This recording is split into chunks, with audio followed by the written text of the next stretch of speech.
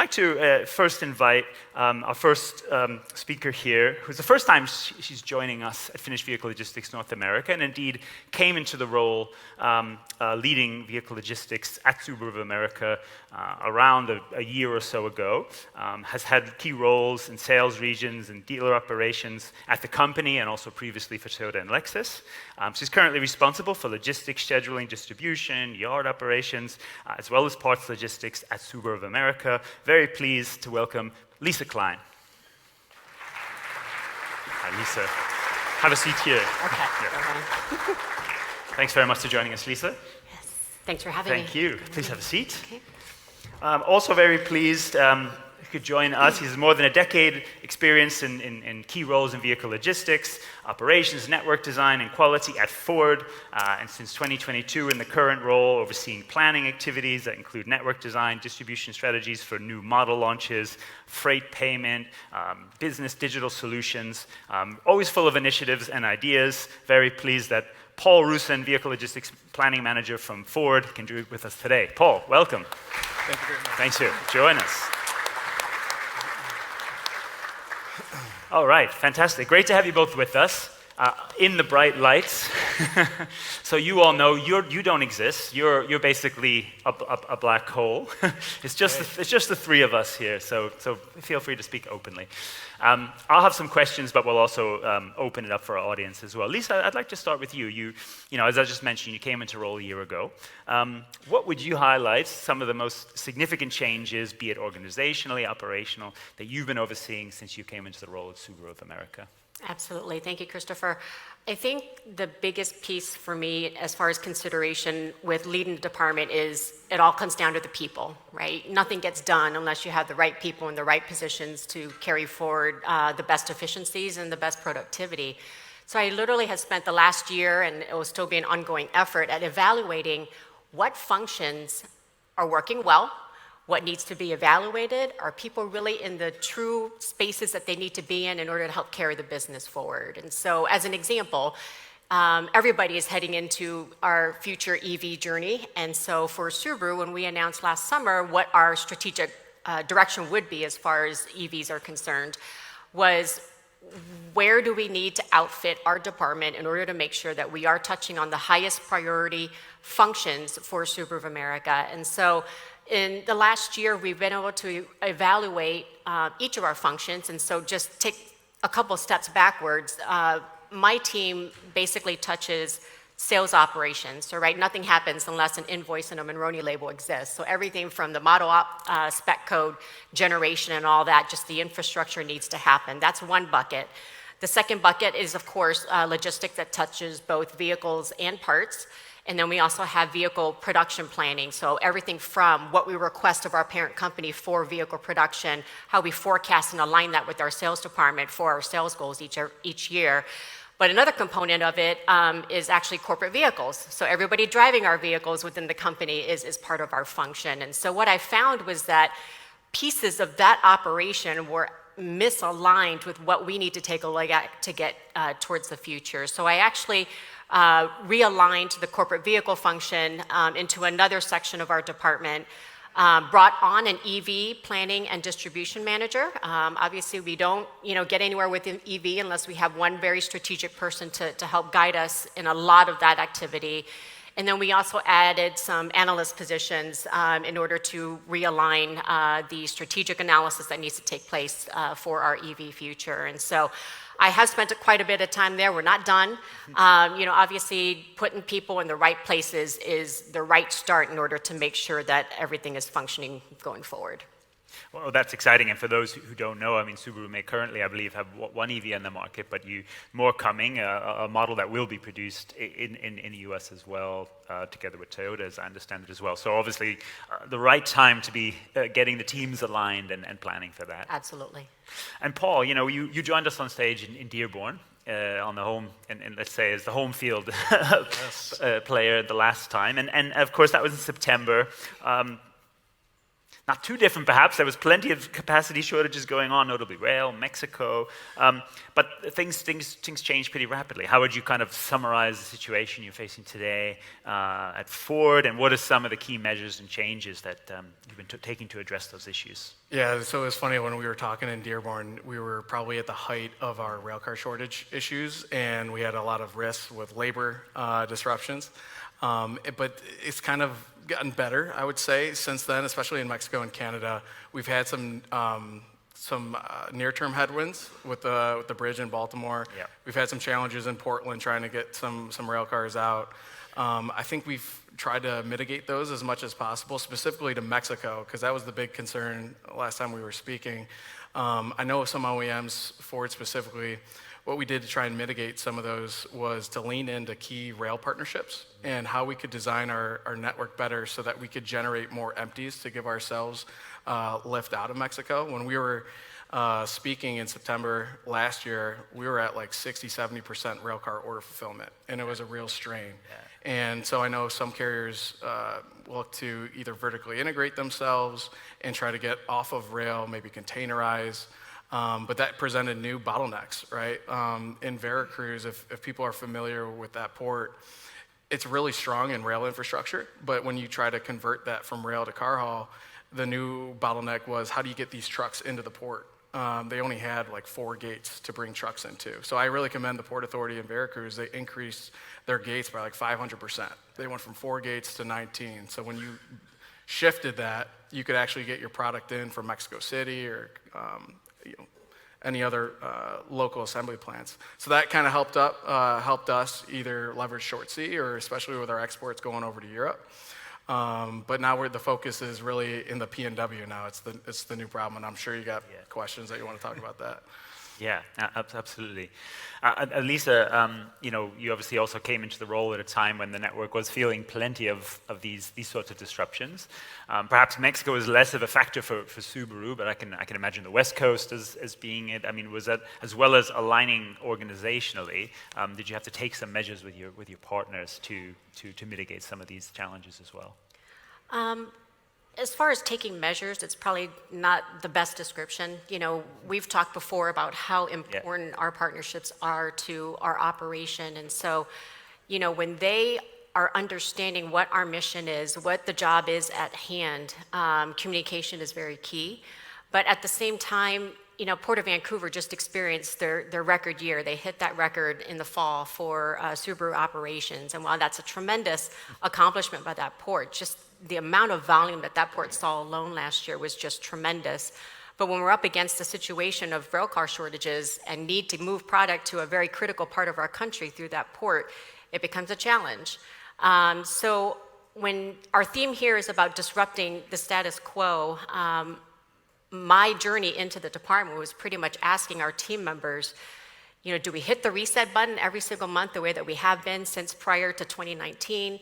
Or do we truly take a different lens at how we approach the business? It's not a reset every single month. And so I've really urged our team to take a look at metrics that really hone in on where we can get better efficiencies. And so just as a pure example, when we're relying on a huge amount of our product coming into Port of Vancouver to get towards our central part of the United States, but railcar supply is a challenge, where can we also introduce a different port of entry for a certain region of our operations? And that wasn't requiring, bringing on new partnerships. That was actually going to the table with our existing partnerships and saying, hey, where can we reenact a partnership that isn't as strong or relevant today, but that we can lean on in order to take us to the future, or figure out, okay, long term, if the problem is now and it's going to persist, when can we look forward to some alleviation of that challenge?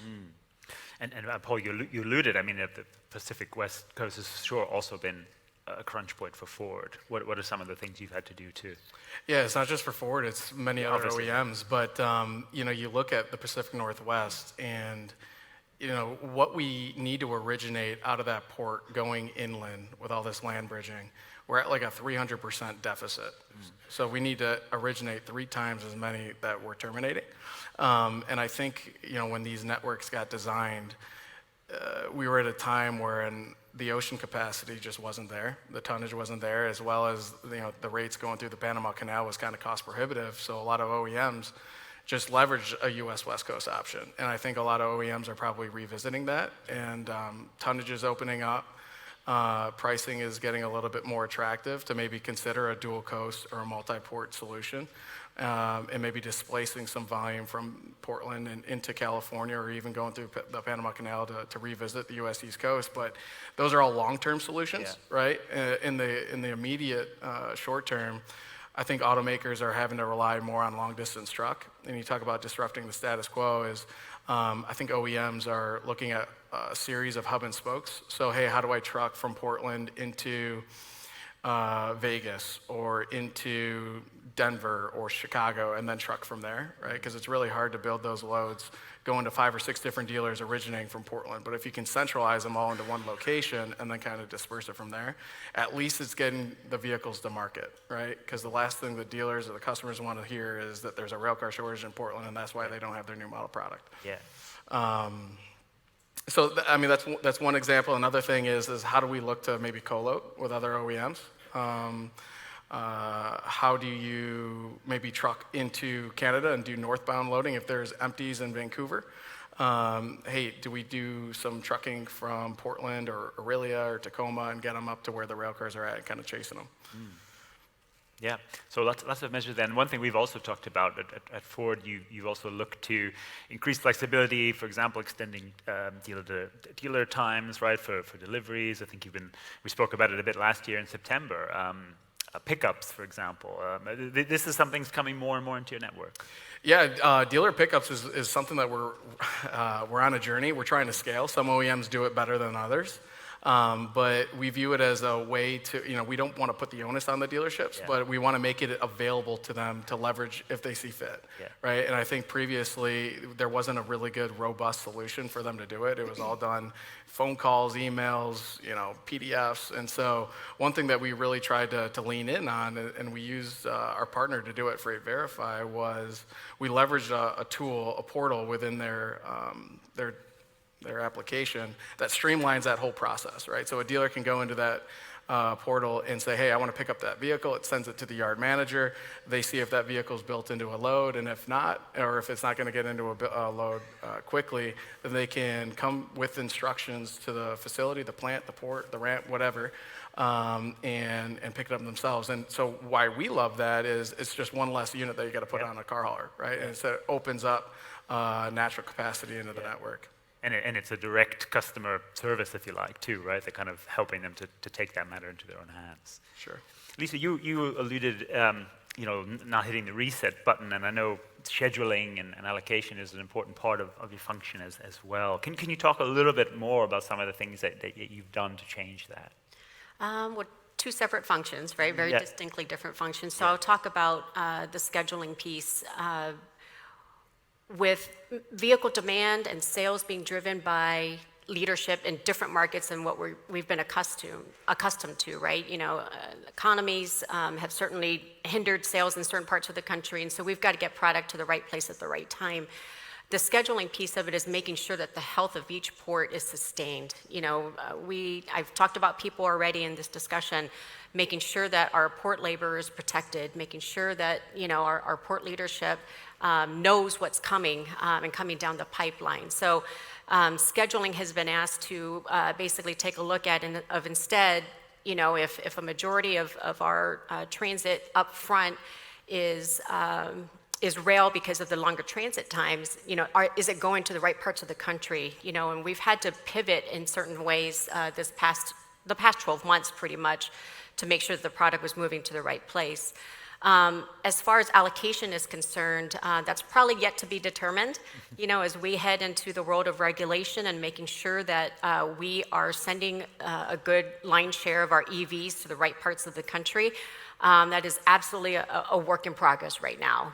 We literally sit in think tank meetings pretty frequently to talk about what is feasible on the IT side, how much can we get done in a setup time frame to make sure that we go to launch at the right time, because that is a very time-sensitive action that we need to take. And so while 2 very distinct functions, I think getting people to, hey, still focus on the fires of today, but I really need your experience and your insights to help us plan for all of these things that are coming to a head. Absolutely. In a couple of minutes, I'm going to bring two key logistics providers into this discussion as well to broaden that. But before I do, maybe just looking at some of the market dynamics here. Now, it's no secret that the EV market isn't perhaps running at the same pace that might have been forecasted a year ago, and there's some changes in the way we're serving customers in terms of the model lineup. Paul, what impact, or is that impacting your vehicle logistics, how you're planning, how you're looking at your network? Yeah, so I would just say with EV demand, I think a lot of automakers, they design their networks for a higher adoption rate, which is great. I mean, I know at Ford we planned for a number that was significantly more than what we're doing, and how we did that was to diversify our supply chain, right? So a lot of our current EV production is in Mexico, right? And given the shortages that were going on, we wanted to diversify ourselves and really have maybe a third of it going up the West Coast, a third of it going up the East Coast, and then a third of it going up via rail. So I'll say the plumbing is in place for when that demand naturally builds itself up.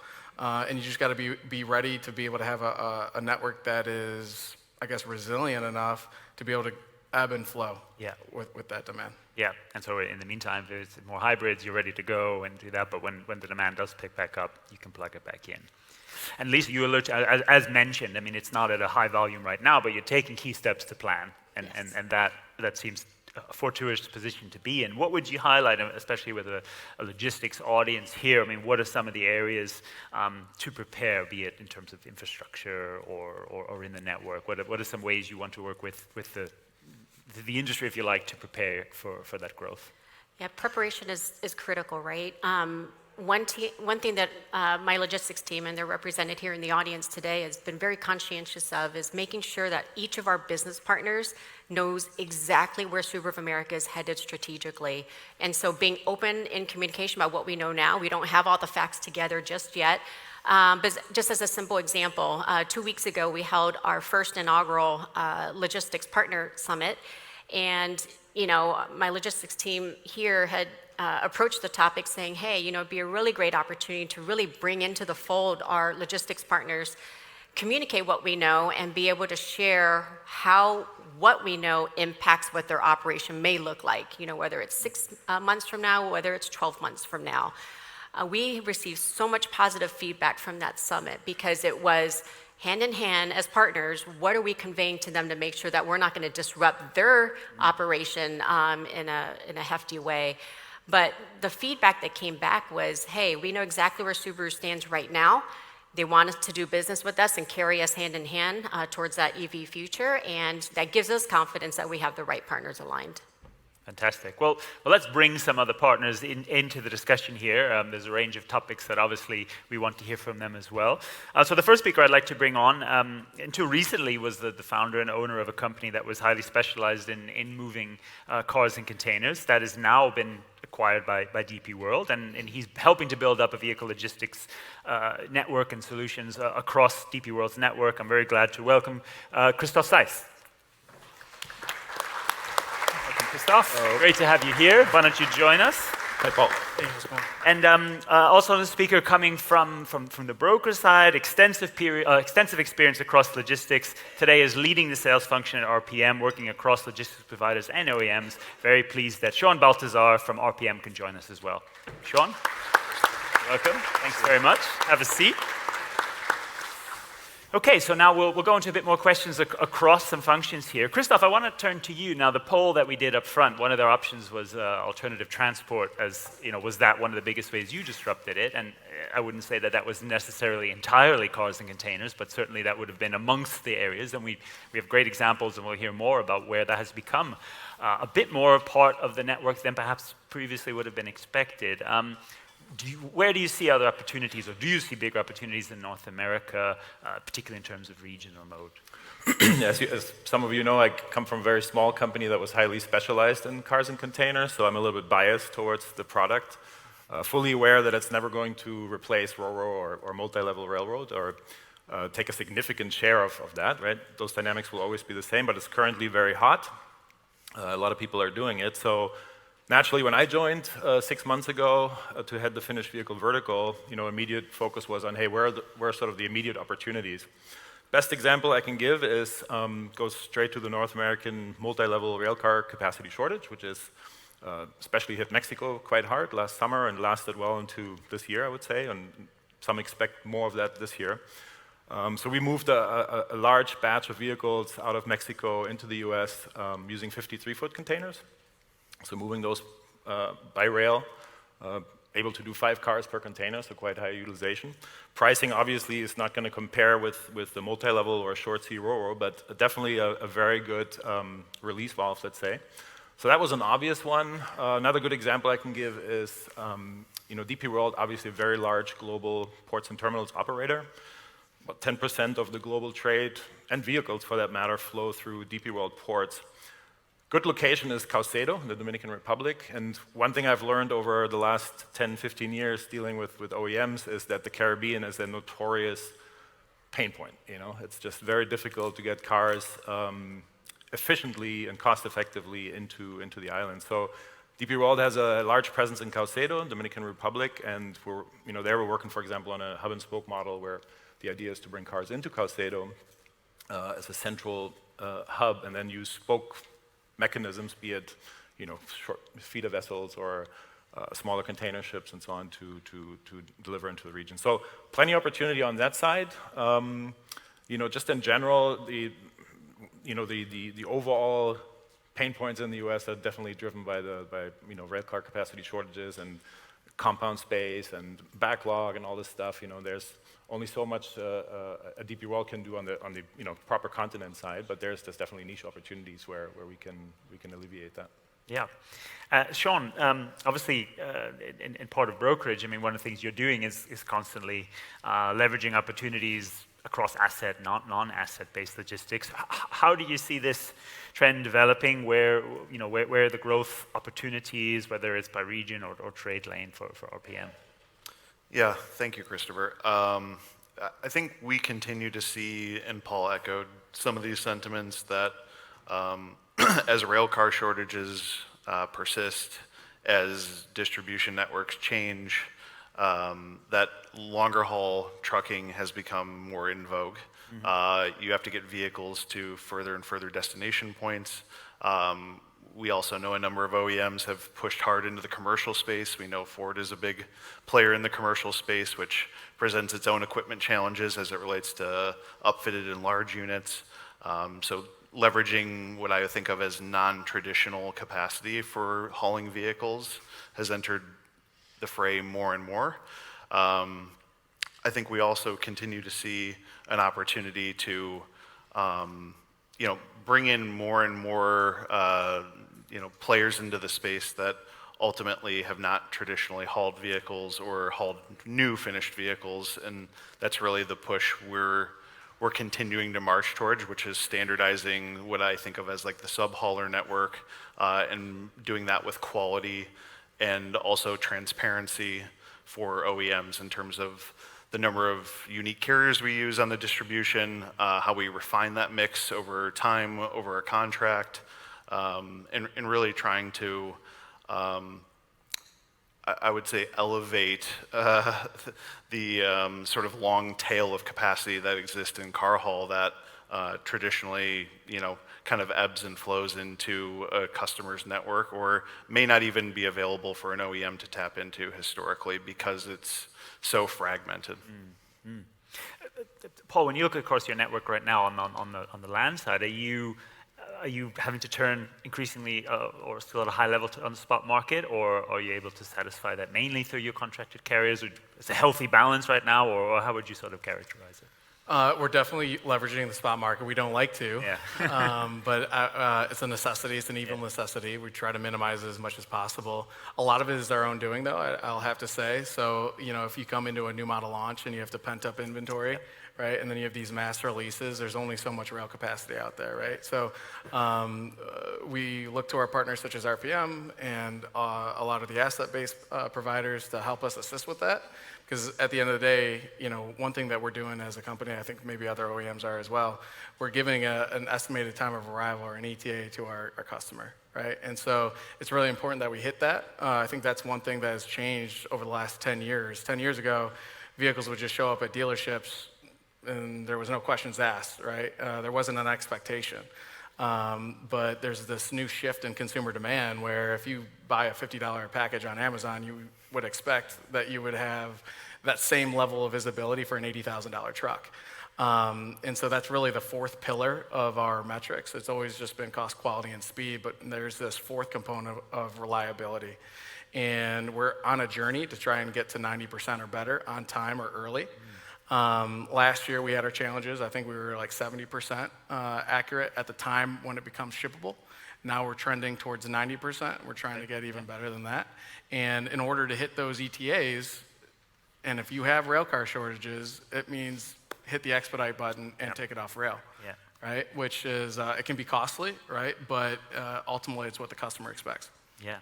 Well, as you said, I mean, sometimes you need to expedite to hit that. And just a point on that is that on-time ratio on the day or a day range. I mean, how do you define that? That you with the 90%, for example, is that delivered on time to the day that was said, or correct? Yeah. So like when a vehicle is produced, we look at our route plan and says, okay, if I'm going from Dearborn to California, based off how many days I should be waiting on a rail car, how many days that is in transit on rail, how many days it gets to the ramp to the dealer, it should be, make up a number, 18 days, right? Yeah. And so it says if I'm trending and I'm going to miss that window, I got to either make, hey, I think there's some buffer at the end where I can make up for it, or if I'm not going to make up for it, I got to make that judgment call to get back on plan. Yeah. And Lisa, now Subaru traditionally carries lower inventory. That's been part of the model, and we've talked about looking strategically at allocation and scheduling. Is it still the similar picture? You still need to press that expedite button, balance between carrier and spot market? Probably within the time that I've been in this seat, we haven't seen it as much of an urgency as we have, prior to this seat, I was out in the field, and every vehicle out there was pretty much a hot car, that we needed ASAP. I think with retailers that have basically built between a 1 and a 1/2 months day supply on their lots, that certainly has alleviated that. I do evaluate what our sold order bank looks like, and that has certainly decreased in significant volume. So it really hasn't been a push, I guess, on the system as much as it was maybe even 12 to 18 months ago. Understood. Christoph, and to Sean, but starting you, Christoph. I mean, we're talking about the need for backup plans here and to, meet targets based on that. But are you also working a bit more proactively with customers, if you like, to set up Plan B a bit more in advance? So Plan B becomes a little bit more Plan A plus. I think I speak for many here when I say that yes, that it's possible and it's being done, right? Yeah. Moving proactively. But I firmly believe the transparency is not necessarily there from the industry. In terms of providing long-term visibility or looking 3 months ahead. Currently, especially, right, with this extreme volatile moment, it is very difficult to get a longer-term outlook that allows us to plan proactively for certain solutions. Yeah. So what we're doing, for example, globally is with that large ports and terminals network, is to look at which terminals that are already handling ro-ro ships, what other services can we offer around it. One big need globally around the world right now is the need for storage, right? Especially with Chinese OEMs pushing product into the markets very aggressively, and often they sit, for quite a while. So we're looking at, what can we provide in terms of ro-ro processing at the port, yard management, compound management, space, providing space. I think that's a significant advantage if we can provide space that kind of alleviates some of those concerns as well. So. But I would urge the industry, especially the OEMs, to provide as much transparency as possible. And I know that's not always possible, right? It's such a difficult time to navigate more than a few weeks ahead. But as much as it's possible with those providers that they trust, I think it's very valuable. Yeah, absolutely. And your point on the space with Chinese OEM, not an issue here in the US, of course, but in Mexico, extremely so. In Europe, we see plenty of examples of that as well. Sean, again, from your side, how are you working a bit more proactively with your partners and with OEMs to try to have a plan B in place for these eventualities? Yeah, I think the industry suffers from what I'll call planned failure, in which procurement processes end up building a scenario on paper that works really well in a vacuum, and ultimately some of that runs up against the realities of what plays out in the day-to-day, and I think the data tells the story. What goes to spot buy in a network tells the story of where potentially you have a partner that could be very successful on certain parts of a distribution or certain parts of a network, and the parts where failure happens ultimately shine through in that spot buy data, but a change doesn't get made because everyone polled said long-term contracts are the way to do it, when in reality, the market is moving so fast and things are so dynamic that locking someone into a distribution that fits maybe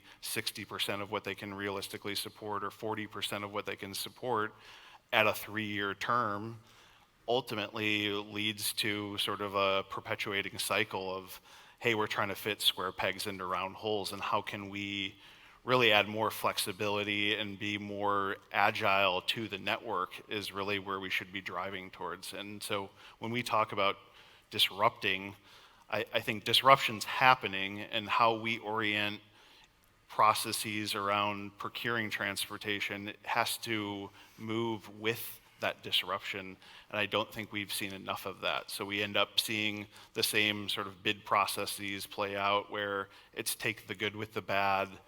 Hey, if you want it all, you gotta try to like fit your model into it, instead of having a more upstream intelligent conversation around how can we set one partner up for success to do what they do really well, and then start to take parts of that distribution and say, are there other providers that could potentially fill in these gaps?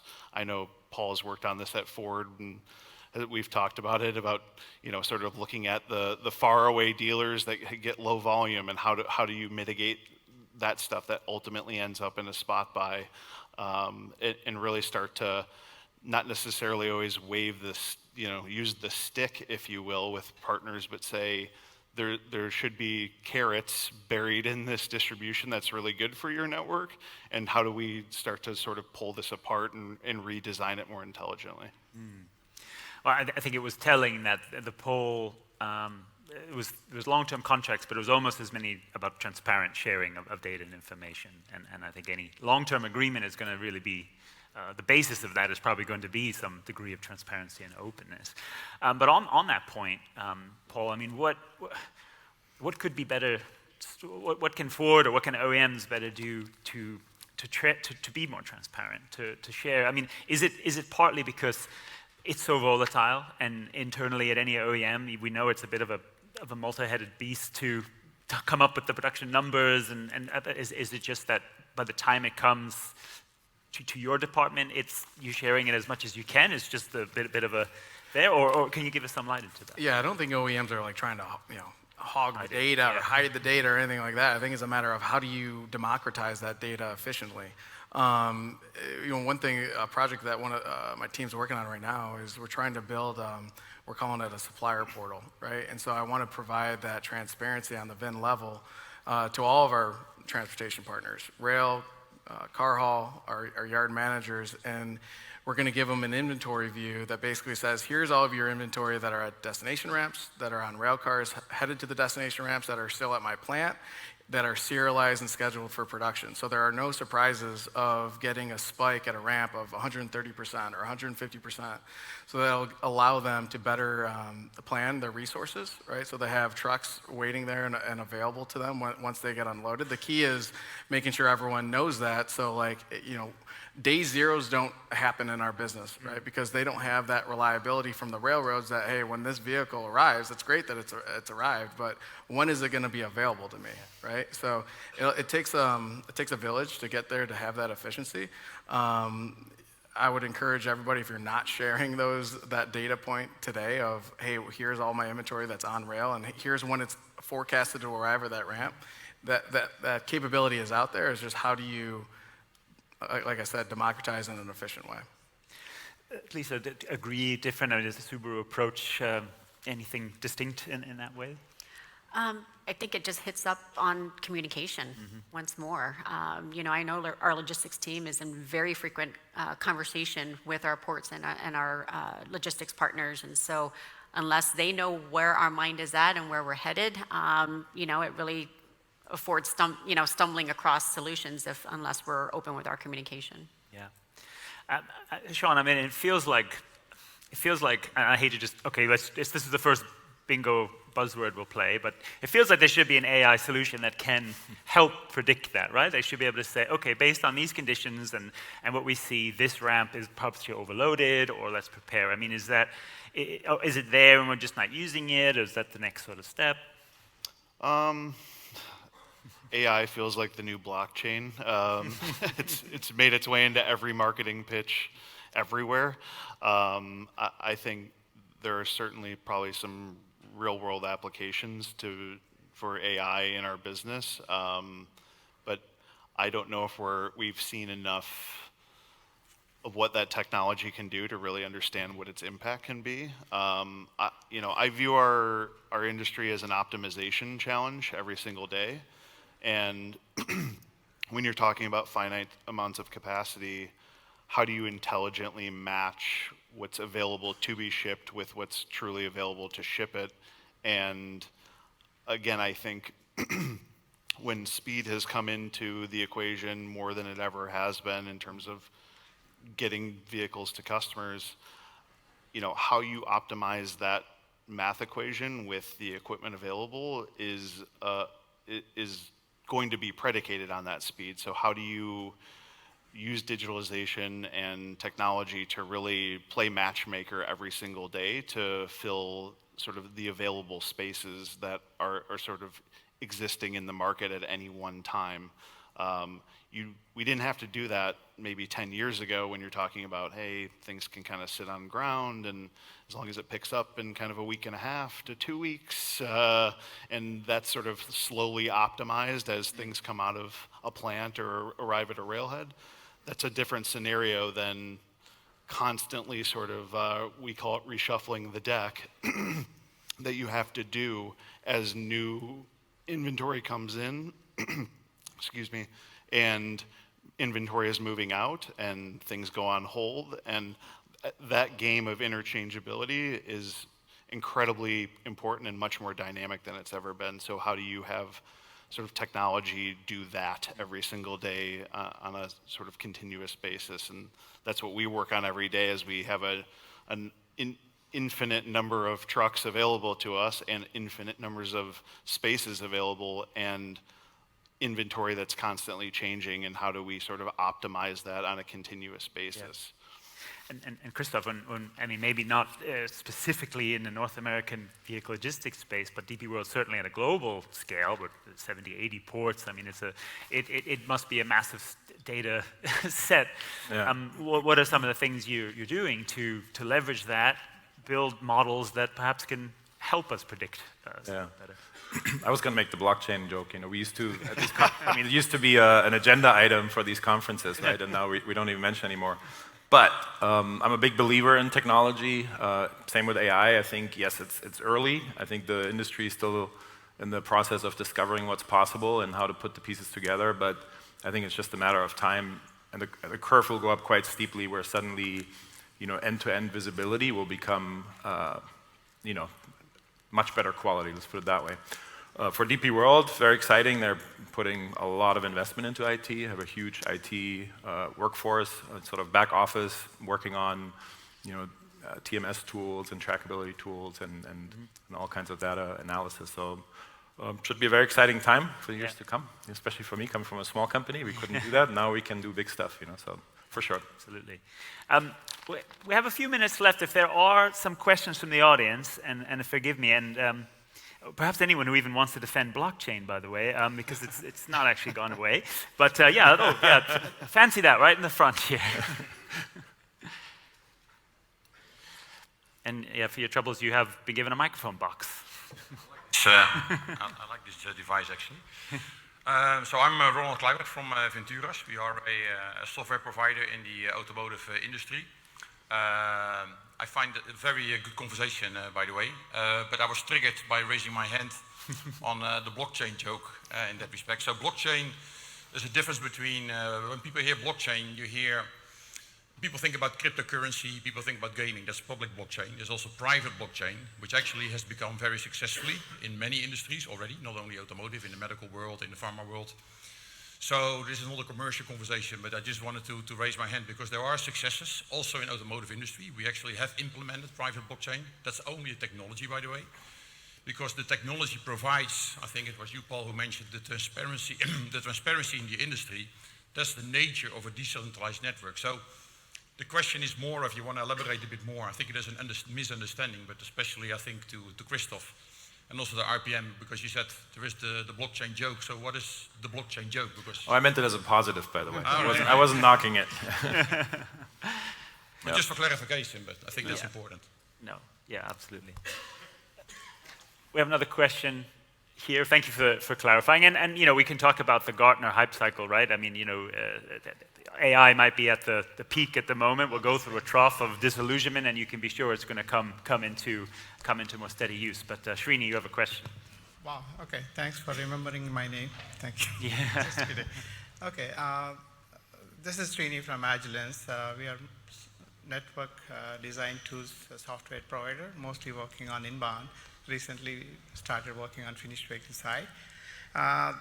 And learning about it, and this question is for Paul. Okay, I think I like the supplier portal idea, like sharing your plans and inventories and things like that, which can help the whole chain to plan things properly. I have a question for you. You are also actively engaged in AIAG, as I see. One of the charters of AIAG is to share the movements of rail cars so that it can be beneficial for OEMs to see how the flow of the empties are there, and they can plan their moves. If there is what is the kind of progress on that direction from AIAG to bringing in all this data together in one place? So AIAG, yeah. Sure, tracking empty rail cars and the flows. I mean, the OEMs would love that. That's what I'm just asking. It's not up to the OEMs. I'll leave it at that. But we have had some success. Ford has a private fleet of rail cars outside of the TTX pool. And if you have a private fleet of rail cars and you have a strong relationship with a Class 1 railroad, they can give you a letter of authorization to see your rail cars both loaded and unloaded. So we've taken advantage of that. And so we can see and monitor our rail cycle times because we can see those rail cars when they're headed back, when they're going to be available to load. So I talked about hitting the expedite button. If I see that those empties aren't going to be arriving at my plant in a reasonable amount of time and I need to get stuff going, maybe I can divert that to truck, maybe I can divert that to short C. But getting it to the broader market of TTX, you're not going to get a no out of the OEMs. They'd love to see it. It's a matter of whether the Class 1s will share that empty railcar data. You see you're loaded, right? But once they go offline, that's where you lose sight of it.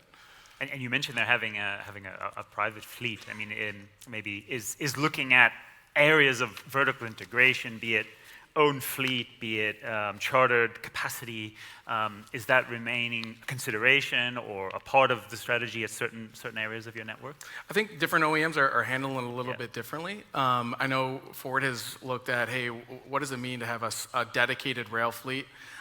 There's pros and cons. I think operationally there is more of a disadvantage than a positive, but from the trucking space, OEMs are tinkering on that. Some have vertically integrated in small niche markets where it's maybe the most problematic to solve for, especially when you're having maybe launch events and you need to shuttle product maybe off-site for additional testing and things like that.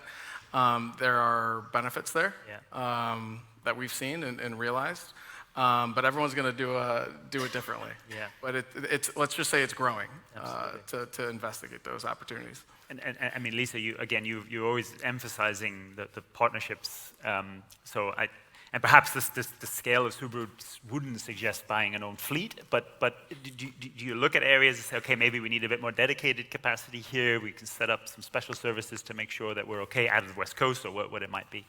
Yeah, it's certainly not to the degree of, a specialized fleet or a dedicated fleet, but, I think the mantra is, we can't stop evaluating any option available to us. You're right on the scale size, Subaru is not quite as large as other OEMs, but, we need to be nimble for our future, and so we're not closed-minded to topics like that. I mean, just a small insight, I think in Europe last year, there was a massive trend during the capacity crunch for OEMs to charter dedicated fleets. And the assessment afterwards is that it made the crisis worse in some cases because you had a lot of dedicated capacity moving empty because you know, at any cost, I have those trucks coming to my plant, and it might have helped that plant, but in the network sense, it caused other issues. So, I mean, you can argue that from many points, but that's something we've seen unwind this year. So, you know, interesting that sort of perspectives. Maybe time for one more audience question, if there is one, before we'll move to our last point. And yeah, count on my team to be my eyes and ears a little bit, because it's not so easy, but I don't think I see a hand. So I'm just going to put one last question to our panel before I thank them for their time, which is, you know, is there a disruption? We talked about disrupting the status quo. Is there a disruption that we're not talking about that we should be, you know, kind of as an industry, as we look ahead? And maybe I'll turn to you on that one first, Paul. Thank you for that. One thing that we didn't talk about is dealer hours, and this is something that Ford is super proud about. Is I went to our National Dealer Council maybe third quarter last year and said, guys, you know, you guys are gating our haul-away carriers by only accepting Monday through Friday, right? Normal hours, and you're cutting yourself off to 30% of the time that they could deliver. And we were successful. I don't want to say a corporate mandate, but we were successful in saying now that 99% of all of our dealers accept 24/7, except for instances of city ordinances or maybe safety issues. But that was a real positive, and I'm hoping that the rest of the OEMs maybe follow that curve, right? Because it'll lift the haul-away performance for the entire industry. So that's one thing that we're doing, that we did to disrupt ourselves. And then the other one is really trying to scale drive-away. Yeah. And so I know that can be a sensitive topic with some haul-away carriers, but for the OEMs and for our customers, it's a really good way to combat the driver shortage, because, I mean, it's not going away. I don't know the exact data point, maybe Sean has it, but I want to say the average age of a driver is about 50, 55 years old. And people aren't, you know, graduating high school or college and want to be a trucker. It's just the reality of the situation. So what are OEMs doing to get out ahead of that? And so one thing that we're trying to do is leverage partners like Acertus, Dropcar, carriers that are specialized in that mode of transportation. And we're looking to do, you know, drive vehicles away from plants or ramps to dealers within, say, 30, 50 miles to open up capacity so that you can put those car haul carriers on the longer haul freight and try to build organic capacity. And we're having a lot of success with that. Yeah. You know, I think we're averaging around 2 days from when it's available to ship to when it's delivered. And so that's been really, really positive for us. Great examples to take away. Christoph. Yeah, I think technology, and in technology, I would say autonomous driving, both vehicles and trucks. I think it's inevitable, and it's probably sooner than we think. Yeah. And that could help in a big way in terms of driver shortages, right?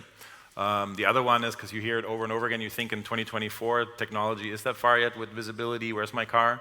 Clearly not there yet, and I think there's not been a breakthrough yet in end-to-end visibility, and that will come for sure as well with predictive learning and whatever. You know, I'm not an expert at it, but I understand the basics, and I'm a firm believer that will make a huge difference once that visibility is there. Absolutely. We just saw one OEM in Europe release details of how they're using autonomous driving features in the plant to move towards loading. So it's a step in that direction, and it's going to come. Sean, a disruption we should be talking about. You know, Christoph took a good one, digitalization.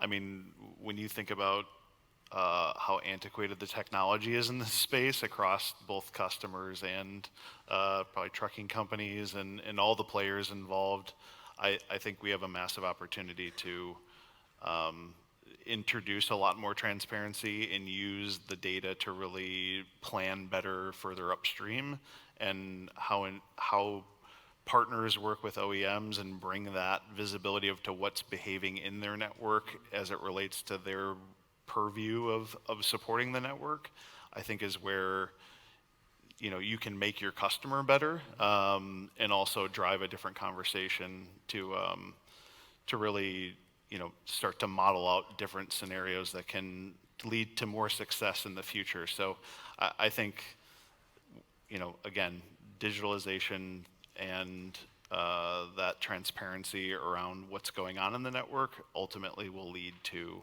I think, less disruption in the long term, but certainly disruption in the here and now. Absolutely. Well, absolutely shameless plug, but if you do want to talk more about digitalization and automotive logistics and supply chain, Nashville next month, you're going to hear more about this one soon. We rehearsed this. Yeah, so we'll share more details there. We've got a conference dedicated to this. But Lisa, the last word for you. Is there any area or disruption we should be talking about that we haven't been so far today? Well, I think we've got to be super sensitive to what the consumer sees, right? You know, ultimately, we're not moving cars, we're not selling cars unless the demand is there and they understand where this industry is headed. You know, my colleagues here spoke about some very key topics that we all need to focus in on, particularly for Subaru. If I can just speak particularly about what we stand for as a brand, you know, we've built our foundation on love, right? Going to market differently and in a unique way. How do we keep that brand identity as these regulations come into play? You know, when we're regulated into processes that we haven't thought completely through just yet, we'll get there. But, you know, consumers will see a different side of the business that we are all learning together. And I think that's probably one thing that we absolutely have to work together on. Yeah. It's a great point and message to send to our audience there. I'm going to thank them. No one go anywhere because we have another really great presentation coming up. But before I introduce that, thank you so much to our panel and expert for kicking us off in such a great way. Really appreciate it. Thank you so much, Roy. Thanks very much.